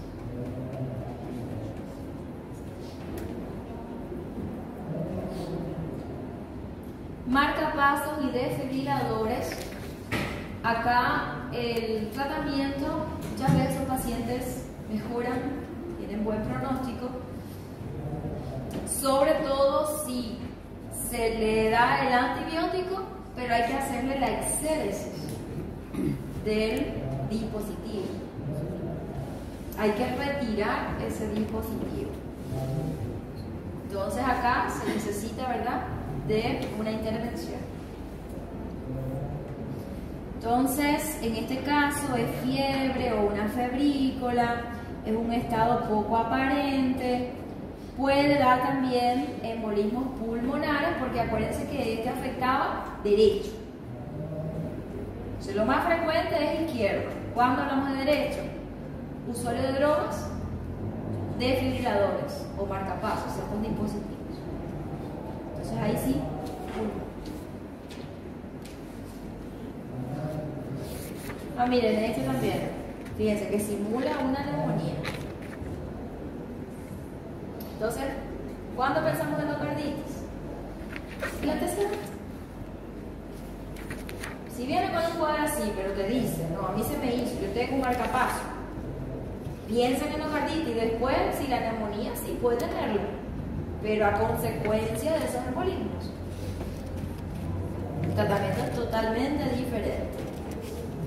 Otra característica es que no suele existir soplos cardíacos. Claro, acá está alrededor de ese dispositivo, no me está afectando la válvula. Entonces los soplos no suelen estar presentes cuando hablamos de dispositivos. Y bueno, la curación, antibióticos y la exéresis. Pero ese con todo el cablerío, todo eso hay que quitarlo. Ahora, ¿cómo hacemos el diagnóstico? ¿Cuál sería el abordaje?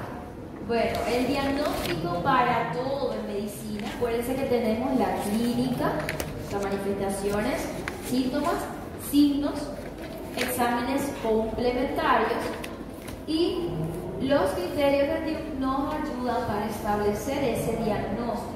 Tenemos los criterios de Duke modificados, porque hay algunos elementos que se fueron agregando. Entonces, ¿qué es lo que nosotros vamos a hacer? Primero, identificar el tipo de paciente. Ese paciente es de alto riesgo. ¿Tiene riesgo para endocarditis? Sí. ¿Se pudo identificar la causa, la bacteriemia, la puerta de entrada? ¿Sí o no? Bueno, puede ser que sí, puede ser que no. Las manifestaciones clínicas. Ahí acuérdense que podrían ser inespecíficas. Pero si yo sospecho ante eso, yo tengo que hacer un caminito para mi diagnóstico. ¿Se acuerdan de ese caminito que habíamos visto en método clínico? Bueno, ahora tenemos un caminito muy parecido, pero en el abordaje diagnóstico. Después que yo identifique el paciente de alto riesgo, la clínica sugestiva, yo tengo que confirmar si se trata o no de una endocarditis.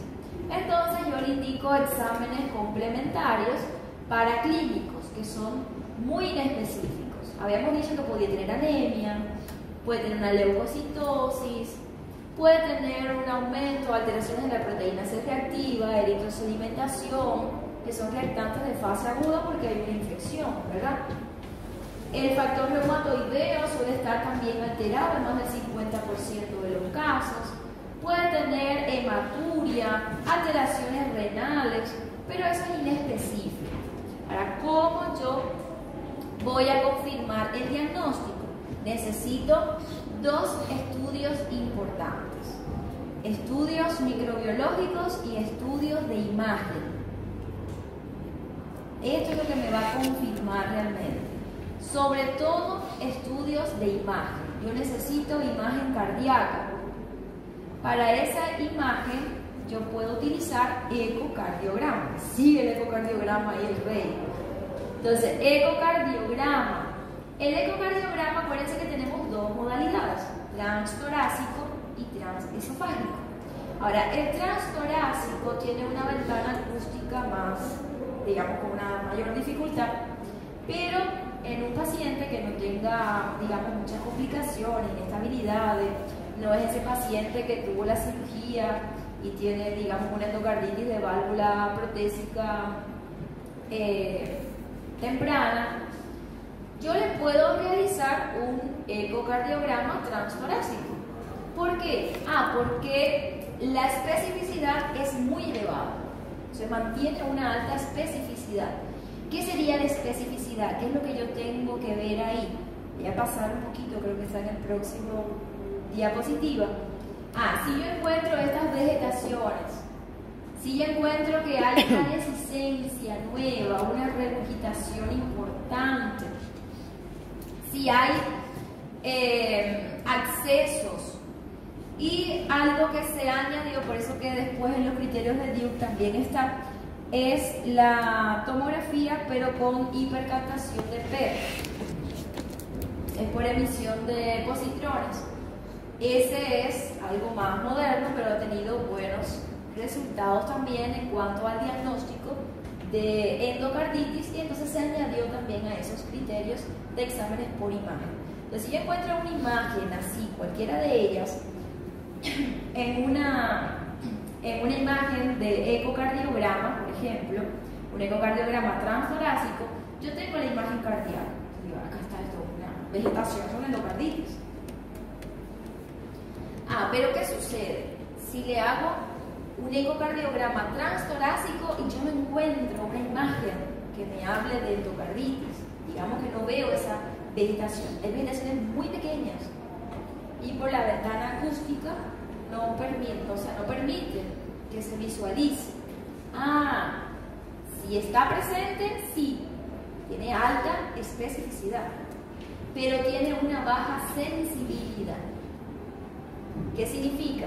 Que el hecho de que ese ecocardiograma me diga no hay vegetaciones, no se observan vegetaciones, no significa que no estén presentes. Pueden estar presentes, pero muy pequeñas. Entonces, si la sospecha clínica sigue siendo muy alta para endocarditis, entonces le indico un ecocardiograma transesofágico. ¿Por qué el transesofágico?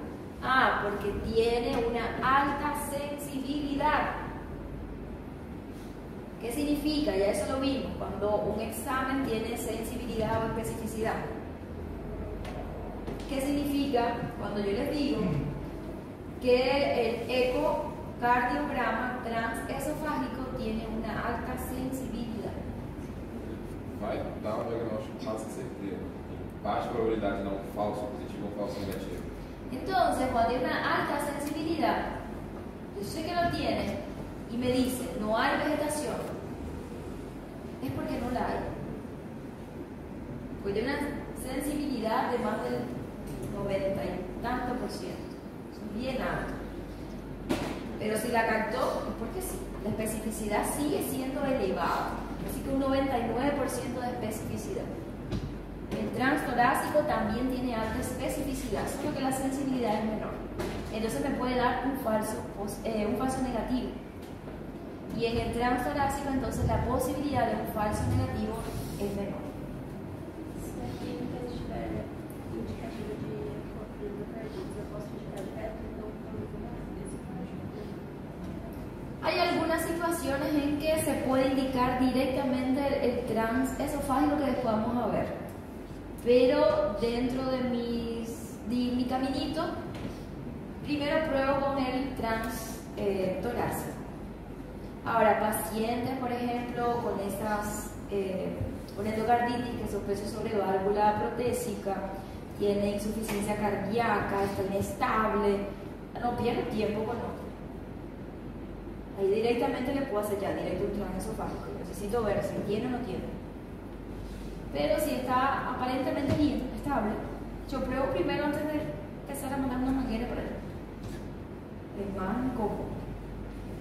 Por eso es que no siempre se parte desde el transesofágico. Y la sensibilidad es menor, pero se pueden visualizar bien esas imágenes con el transtorácico también. Hay también exámenes así más modernos, más costosos seguramente, que son tomografías multicortes, que son tan pequeñitos esos cortes que te hacen una imagen cardíaca estática, sobre todo del corazón. Incluso le asocian con un registro eléctrico, parecido al electrocardiograma, pero vas viendo registro eléctrico y anatómico del corazón también. Pero bueno, con estas imágenes ya son suficientes. Ahí a veces ya tenemos el diagnóstico. Entonces fíjense que tenemos exámenes paraclínicos inespecíficos. Necesito una imagen cardíaca. Esa imagen cardíaca puede ser con ecocardiograma, transtorácico o transesofágico. Otro punto importante, exámenes microbiológicos, hemocultivos. Yo necesito hemocultivos. Importante en los hemocultivos, preguntar si ese paciente recibió tratamiento antibiótico previamente, porque esa es una causa de hemocultivos negativos. Si yo voy a comenzar ya con el tratamiento antibiótico, yo debo realizar la toma de muestra para hemocultivos antes del tratamiento antibiótico. Y hay algunos casos en que yo no puedo demorarme. Yo tengo que iniciar ya un tratamiento, y vamos a hablar de un tratamiento empírico. Yo no sé qué germen es.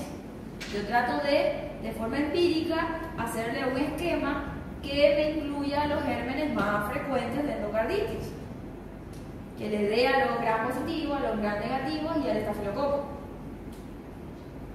Entonces, es un tratamiento empírico. Yo no tengo el germen, que no se puede estar esperando así por ese germen, sobre todo en pacientes que están, digamos, inestables de alguna forma. Yo le hago la toma de muestras de un cultivo antes de comenzar con las primeras dosis del antibiótico. Eso es importante también que sepan considerar en los hemocultivos. Y después vamos a ver entonces cuándo considerar hemocultivos positivos, cuáles son los esquemas que se indican. Otros exámenes que se pueden indicar depende de las complicaciones que esté teniendo. Por ejemplo, si hay lesiones, me está afectando no solamente la válvula, sino que tiene una extensión, ahí puede haber alteraciones del ritmo cardíaco, puede afectar los nodos, pero además me puede dar, como habíamos dicho, embolismos. Entonces yo puedo indicar tomografías craneales, ecografía abdominal o tomografía. Puede ser causa de osteomielitis, muy frecuente también osteomielitis de columna. Esos émbolos se pueden ir hasta hueso. Entonces se puede hacer tomografía o radiografías. Pero eso ya va a estar en dependencia de qué? De posibles complicaciones que voy a encontrar. Entonces yo puedo indicar ahí otros exámenes como electro, radiografía de tórax, sobre todo en usuarios de drogas o con dispositivos que se pueden ir al pulmón.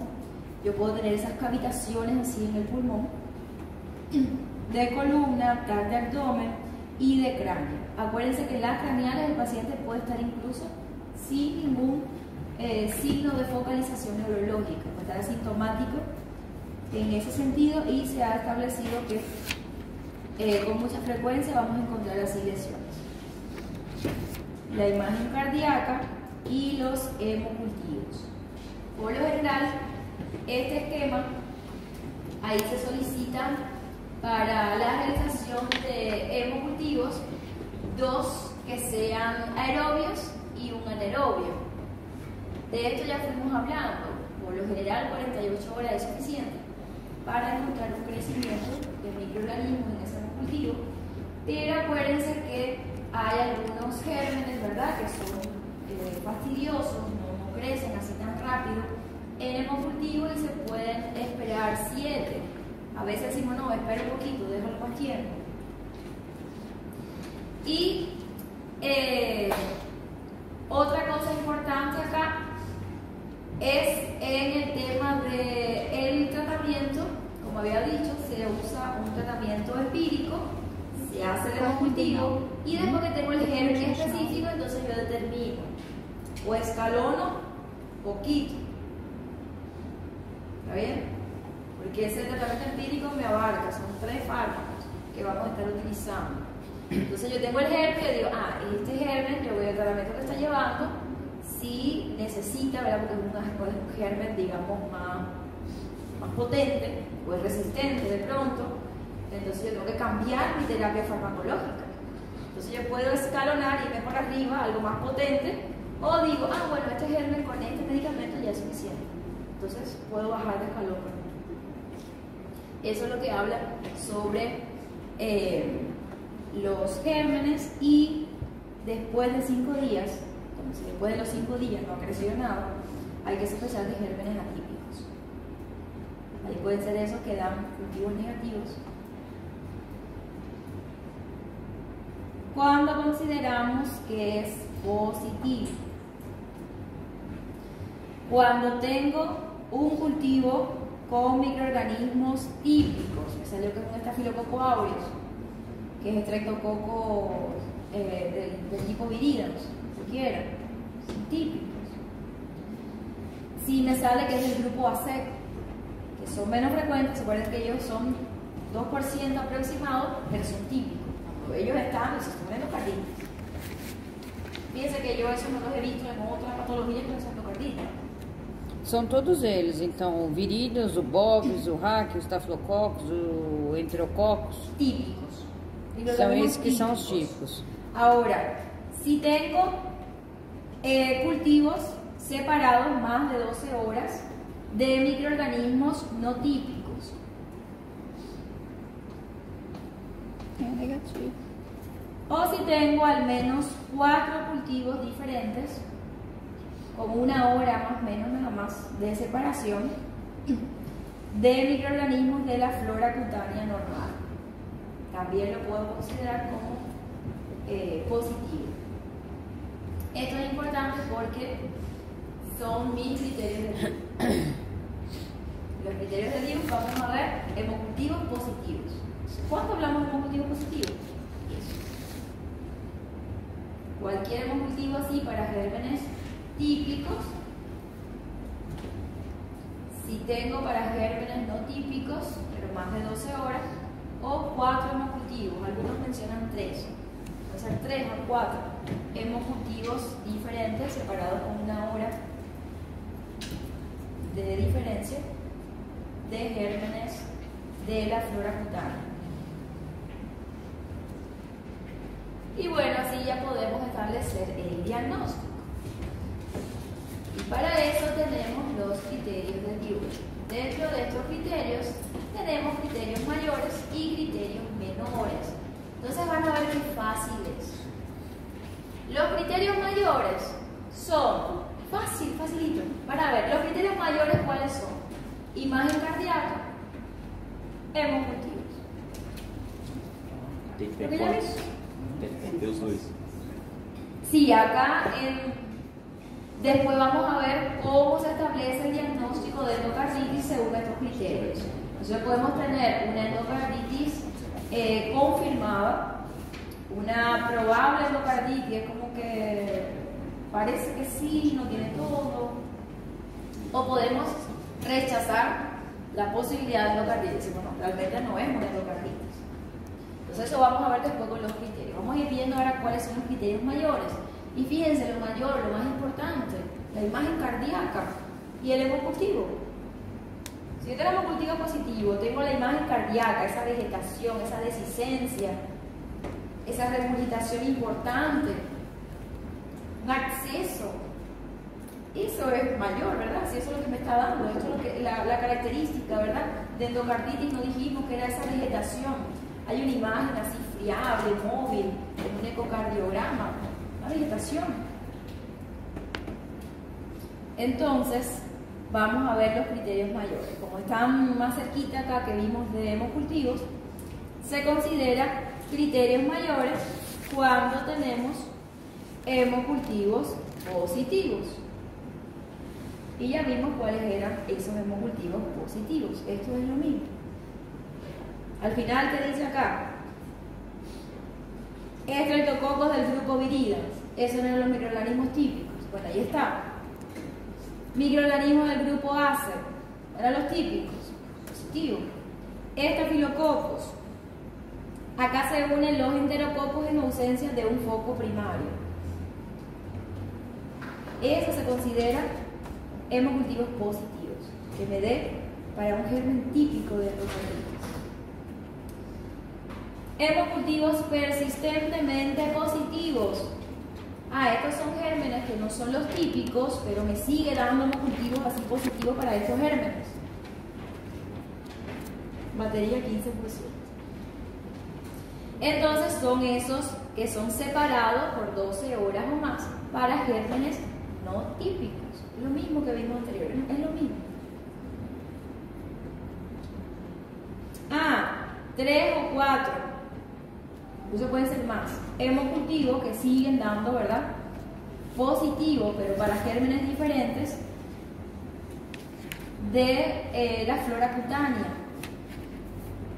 Y bueno, acá sí le añaden hemocultivo o serología para la Coxiella burnetii, que es la que da la fiebre. ¿Qué? No sé que yo digo otra cosa. portugués, dar clase así a otra, en un idioma para otro.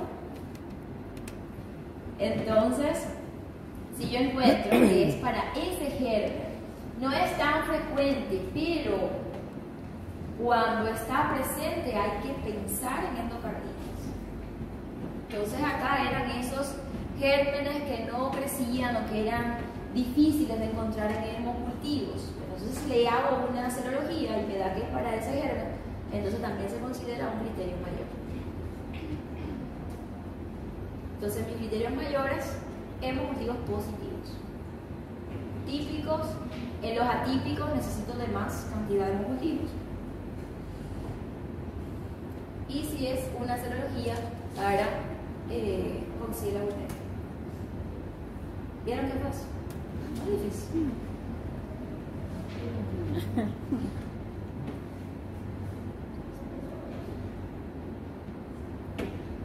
Según imagen. ¿Qué dijimos que era lo más importante para nuestro diagnóstico? A ecografía. Imagen cardíaca y estudios microbiológicos. Si es lo más importante, tiene que ser los criterios mayores. Entonces, si ustedes le hablan de que tiene una imagen cardíaca, que tiene hemocultivos positivos, ya tiene criterios mayores. Según las técnicas de imagen, es lo mismo también que habíamos visto. Si encontramos ecocardiograma, fíjense que acá me pone cualquiera de ellos, puede ser transtorácico, transesofágico, no importa la técnica que utilizaste, lo que importa es la evidencia, qué encontré en ellos. Y viene esa imagen cardíaca positiva, lo mismo que ya habíamos visto. Si yo encuentro la vegetación, un acceso, dehiscencia en la parte de la prótesis, regurgitación nueva, importante, esa es una imagen cardíaca de endocarditis.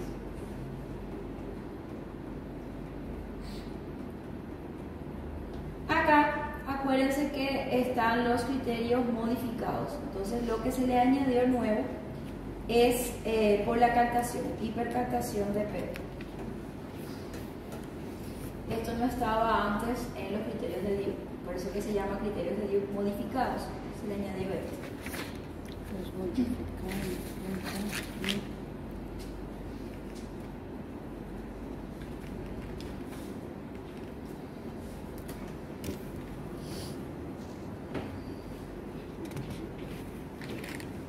Estos serían los criterios mayores.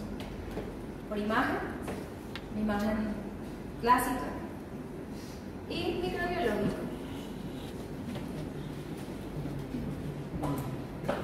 Ahora, los criterios menores. El resto. Por eso les dije, no es difícil, no tiene que aprenderse así de memoria cada cosa. Pero si ustedes ya saben, la fisiopatología, cuáles son mis pacientes de alto riesgo, cuáles son las manifestaciones clínicas que se producen, y que lo principal es técnica de imagen, hemocultivo, eso es lo mayor. El resto son criterios menores. Olha, eu achei que as lesões de Jane Janeway. É, porque você falou que ela era... Menores, criterios menores. Son manifestaciones características de endocarditis, pero son manifestaciones clínicas. Las manchas de Roth, los nodos de Ostler, las lesiones de Janeway, Eu achei que seria la um critério fiebre. maior, já que você vê e fala Não, mas você não precisa da imagem, você já está vendo ali. Esas son criterios menores. Você fazer No exame. es mayor. Ah, tá bom. Son lesiones típicas, manifestaciones características de endocarditis. Pero acuérdate que puede estar o no puede estar. Y aparecen de forma más tardía. É porque pode não estar, né? Entonces puede ser que cuando yo esté haciendo estos criterios, no, ni siquiera esté. Entonces yo me refiero más mayores, así, a técnicas de imagen y hemocultivo. Ya las manifestaciones clínicas se consideran criterios menores. Entonces fíjense que es el resto de todo lo que hemos hablado. Tenemos dos sacos, dos bolsas. En una lo más importante y en el otro todo lo que hablamos hasta acá. Miren, factores predisponentes. Si es un paciente de alto riesgo, tiene criterios menores. Yo encontré algo que predispone. Acuérdense que un paciente sano difícilmente va a tener endocarditis. No digo que no va a tener porque medicina no es una ciencia exacta, no puedo decir 100% es imposible, no va a tener nunca. Pero es raro que se produzca. Se necesita de una cardiopatía, de una lesión previa, un factor de riesgo, alto riesgo. Entonces, cardiopatía predisponente, cualquiera que sea, y miren, la drogadicción, usuarios de drogas parenterales. Y eso sí es importante, está incluido acá.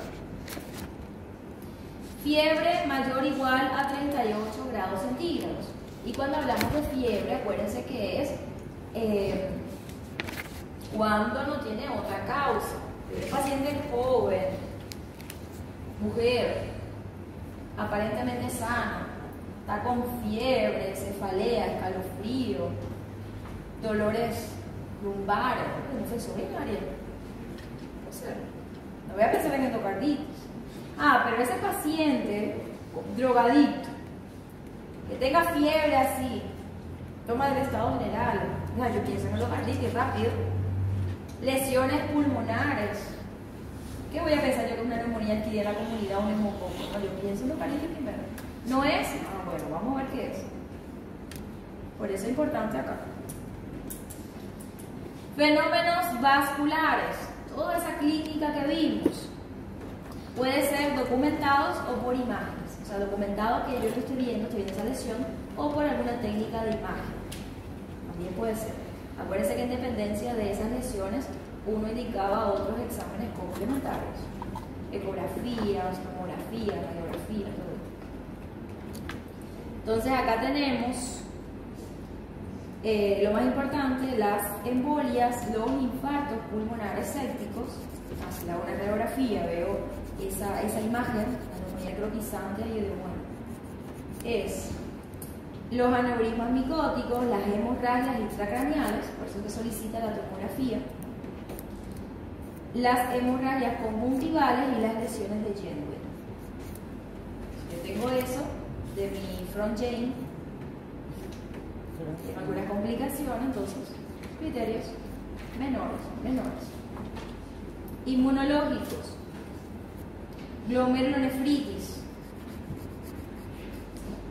una glomerulonefritis, los nódulos de Osler, parece que son las lesiones dolorosas, las manchas de Roth, o que le haga un examen y viene el factor reumatoideo alterado. En más del 50% de los pacientes se va a ver alteración del factor reumatoideo. Y como criterio menor sería una evidencia microbiológica, sí, puede ser con hemocultivo, pero que no cumple con ninguno de esos criterios mayores. Por ejemplo, en vez de 2 que se necesitan, yo tengo un hemocultivo nada más positivo. Pero ya se fue el bichito. Entonces, en esta evidencia microbiológica es cuando no cumple con los criterios mayores que habíamos visto. Yo tengo hemocultivos así, me están dando positivo, pero no es, ¿verdad? Esos 2 separados por 12 horas, o 3 o 4 en 1 hora, no son por esos gérmenes así típicos, entonces no cumple con los criterios mayores. Pero también se puede considerar entonces como un criterio diagnóstico, pero va a ser un criterio menor. Y esos serían los criterios de Duke. ¿Cuál está más fácil, Framingham o Duke? Framingham, que já Framingham. Mas a gente aprende depois. Solo que acá, a diferencia en el otro, para el diagnóstico se necesitaba sí o sí criterio mayor. Acá con criterios menores, los 5, yo puedo decir que tiene endocarditis también. Entonces fíjense la diferencia. Por eso que acá hay lesiones que son muy características, son criterios menores, pero yo puedo establecer diagnósticos solo con criterios menores. Entonces, ¿cómo sería la definición de endocarditis según los criterios de Duke modificados? Tengo 3 opciones. Que sea una endocarditis, digamos, comprobado, y esto es endocarditis, no cabe duda. ¿Será o no será? Probablemente sea, probablemente no sea. Yo digo, no es endocarditis. Son 3 opciones. Yo tengo un diagnóstico definitivo de endocarditis por exámenes, criterios patológicos o por criterios clínicos. Los criterios clínicos, criterios objetivos. Si tengo dos criterios mayores, acá acuérdense que los mayores eran hemocultivos o por imágenes también podía ser. Si tengo un criterio mayor y 3 criterios menores, o si tengo 5 criterios menores. Entonces no necesariamente se necesita de un criterio mayor para establecer el diagnóstico. Estos criterios patológicos, que también se habla como una endocarditis confirmada, el diagnóstico definitivo es una endocarditis.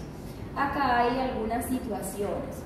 Por ejemplo, que se encuentran esas vegetaciones, émbolos o accesos. Imaginen que se les haga una cirugía cardíaca al paciente y ahí encuentran, mira una vegetación, y está. Que el paciente, digamos, fallezca, ¿verdad? Se hace la revisión de la pieza, y puede ser. Tiene criterios patológicos. Diagnóstico posible.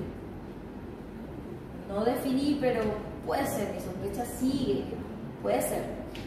Según esos criterios. Tengo un criterio mayor y un menor o 3 criterios menores. Acuérdense que para tener diagnósticos solo con criterios menores, es los 5.